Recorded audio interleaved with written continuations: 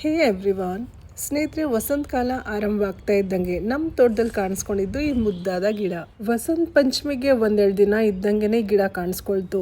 ಈ ಗಿಡದ ಕಡೆ ನಾನಂತೂ ಗಮನನೇ ಕೊಟ್ಟಿರ್ಲಿಲ್ಲ. ಅರಿಶಿನ ಬಣ್ಣದ ಹೂ ಬಿಟ್ಟ ಮೇಲೆ ಗೊತ್ತಾಯ್ತಿದ್ದು ಸಾಸಿವೆ ಗಿಡ ಅಂತ.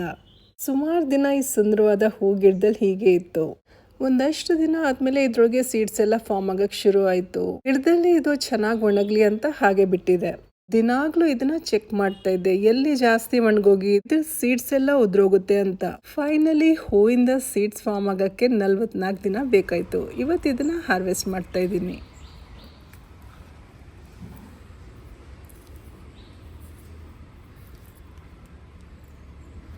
ಸೀಡ್ಸ್ ಅಂತೂ ತುಂಬ ಸಣ್ಣದಾಗಿದೆ. ಗಿಡ ಅಂತೂ ತಾನೇ ಬೆಳೆದಿತ್ತು. ಎಲ್ಲಿ ಸೀಡ್ ಪಾಡ್ ಓಪನ್ ಆಗೋಗುತ್ತೋ, ಎಲ್ಲ ಸೀಡ್ಸ್ ಹೊರಗಡೆ ಉದ್ರೋಗುತ್ತೋ ಅಂತ ಭಯ. ಬೆಳೆದಿದ್ದು ಒಂದೇ ಗಿಡ, ಅದ್ರೊಳಗೆ ಎಷ್ಟೆಲ್ಲ ಸೀಡ್ಸ್ ಇದೆ ನೋಡಿ. ಇದನ್ನೆಲ್ಲ ನಾನು ಕಲೆಕ್ಟ್ ಮಾಡ್ಕೊಳ್ತೀನಿ.